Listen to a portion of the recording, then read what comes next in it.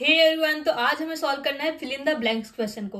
पढ़ते हैं क्वेश्चन को और सॉल्व करते हैं। इसको हमको एकदम बारीकी से सॉल्व करना है ताकि हम जब एग्जाम में बैठें और एग्जाम दें तो हमें जो स्ट्रक्चर है क्वेश्चन का या फिर क्वेश्चन को सॉल्व करने का वो इजीली समझ में आ जाए। तो पढ़ते हैं क्वेश्चन को, सॉल्व करते हैं। ड्यूरिंग हर वेकेशन शांता, मतलब शांता छुट्टियों के दौरान, dash her mother when she went to work in the mall, Shanta अपनी मदर के साथ गई जब वह मॉल में काम करती थी। ठीक है। Predict the meaning of sentence, मतलब सेंटेंस का मीनिंग पता चल गया हमको कि ऐसा बात की गई है। ठीक है। Predict the part of speech, यहाँ आएगा द। ठीक है। पार्ट ऑफ स्पीच का मतलब होता है ये जो पार्ट मिसिंग है यहाँ से, जो यहाँ पर आना क्या है, वर्ब आना है, नाउन आना है, प्रोनाउन आना है, किस प्रकार का चीज हुआ है। शांता अपनी माँ के साथ जा रही है तो कुछ ना कुछ क्रिया हो रही है। ठीक है। इस प्रकार का, तो यहाँ पर आ सकता है वर्ब। हमने ये प्रिडिक्ट किया है। Predict possible answer. अब पॉसिबल आंसर ये करना है कि हमें कोई किसी के साथ जा रहा है तो उसका साथ दे रहा है, सहयोग कर रहा है, इस प्रकार का हम मान के चलते हैं। साथ देना, साथ दे रही है। ठीक है। उसका एलिमिनेट रॉन्ग आंसर। अब आते हैं ऑप्शन पे। ठीक है। अकम्पनीड, इसका मतलब होता है सहयोग देना, सहयोग देना।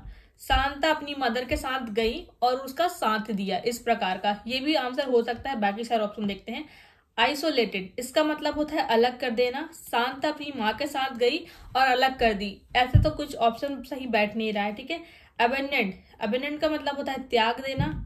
नहीं, उसकी माँ के साथ गई तो उसको त्यागने वाली बात नहीं की गई थी क्वेश्चन में, तो ये भी हो नहीं सकता। एसोसिएटेड का मतलब एसोसिएटेड का मतलब होता है किस चीज को संबंधित करना या फिर कंबाइन कर देना, दोनों को जोड़ देना, इस प्रकार का। तो ऐसी भी क्वेश्चन में कोई बात नहीं की गई थी। तो हमें सबसे जो पॉसिबल आंसर लग रहा है वो लग रहा है अकम्पनीड। अब इसको सेट करके देखते हैं यहाँ पर।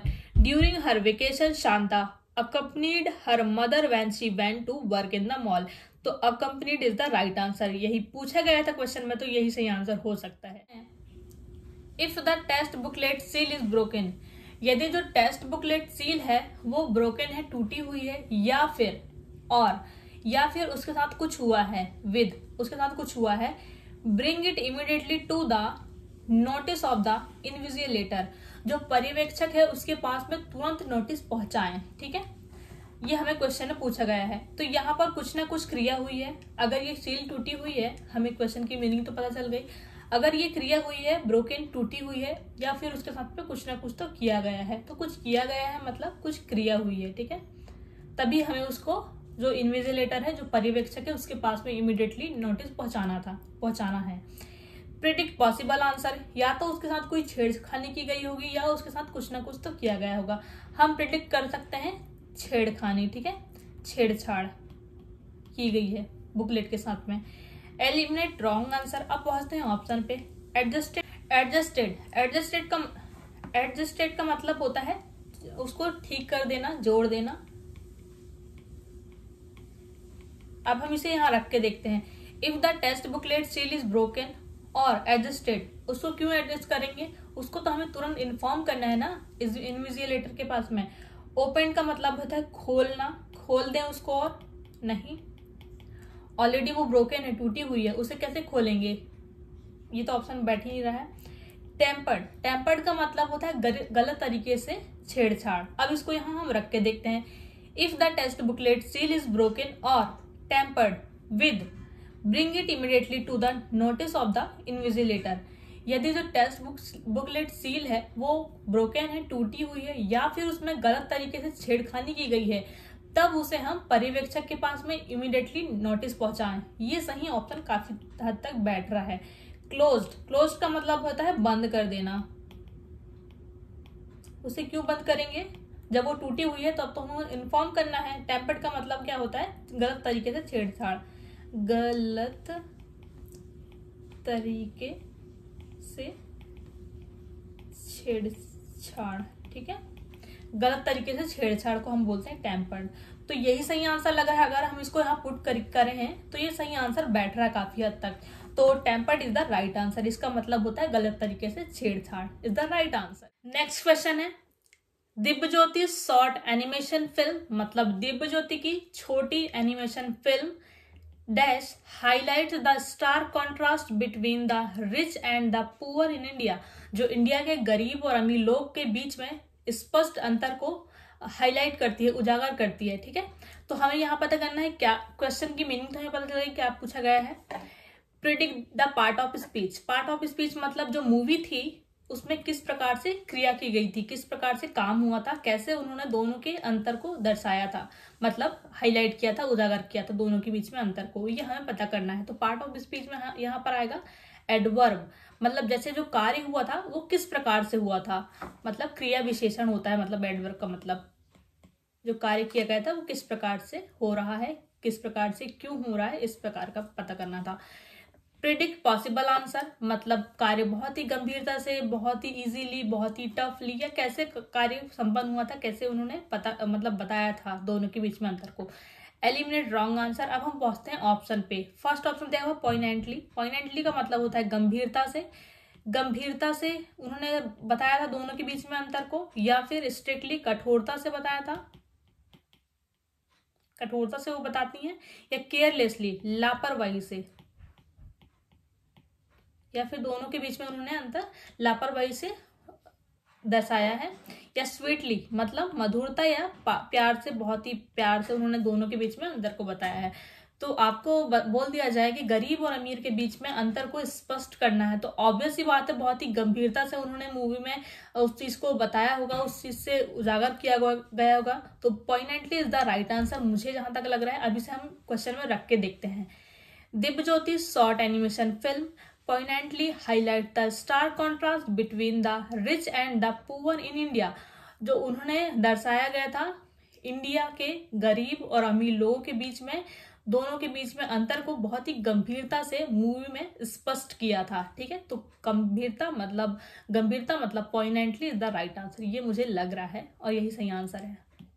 Next question, it is claimed that if you take a certain का मतलब होता है खास, विशेष, इस प्रकार का होम्योपैथिक मेडिसिन।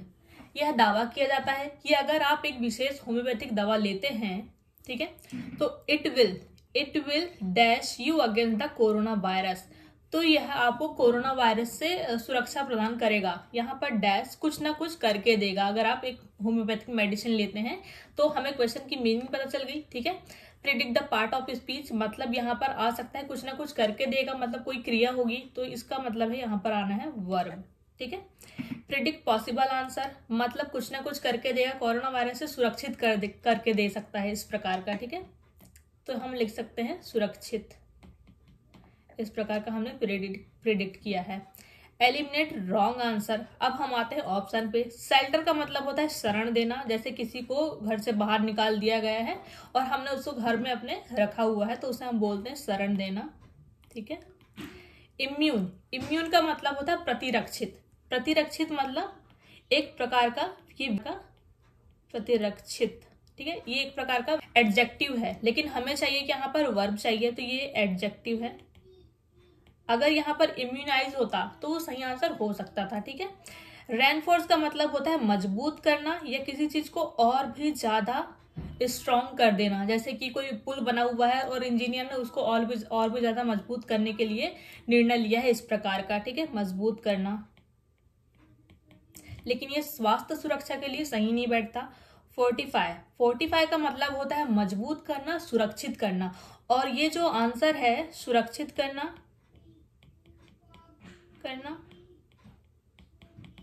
और मजबूत कर देना, और ये स्वास्थ्य सुरक्षा के लिए भी काफी सही वर्ड बैठ रहा है, तो हम इसे एक बार पुट करके देखते हैं अपने क्वेश्चन में। ठीक है, it is claimed that if you take a certain homeopathic medicine it will fortify you against the corona virus. तो ये काफी हद तक सही आंसर लग रहा है, तो क्वेश्चन के हिसाब से ये सही आंसर हो सकता है। अगला question fill in the blanks का है।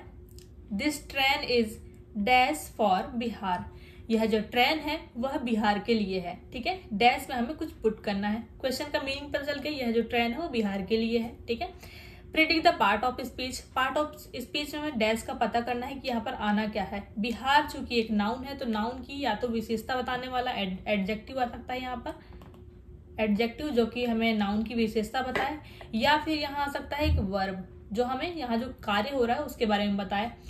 प्रिडिक्ट पॉसिबल आंसर, हमें पॉसिबल आंसर ये क्वेश्चन के हिसाब से प्रिडिक्ट करना है, तो हमने प्रिडिक्ट किया हुआ है यह जो ट्रेन है वह बिहार के लिए जा रही है, बिहार के लिए जाती है या बिहार के लिए है, इस प्रकार का प्रिडिक्ट किया हुआ है।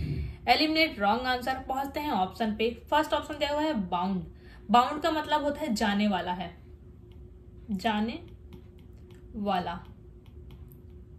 This train is bound for Bihar, यह जो ट्रेन है वो बिहार के लिए जाती है या फिर जाता है। ठीक है, तो जब हमें कोई निश्चित जगह के लिए, निर्धारित जगह के लिए यूज करना रहता है तो हमें बाउंड सही सबसे निश्चित जगह के लिए, जो क्योंकि डिसाइड है ना यहाँ पे बिहार की ओर जा रही है, तो निश्चित जगह के लिए हम बाउंड यूज करते हैं, तो ये काफी हद तक राइट आंसर है। बाकी सारे ऑप्शन देखते हैं। गोइंग का मतलब होता है जा रही है। अगर गोइंग यहाँ पर अगर लिखा रहता है टू, तो गोइंग भी काफी हद तक सही था। ठीक है, जा रही है।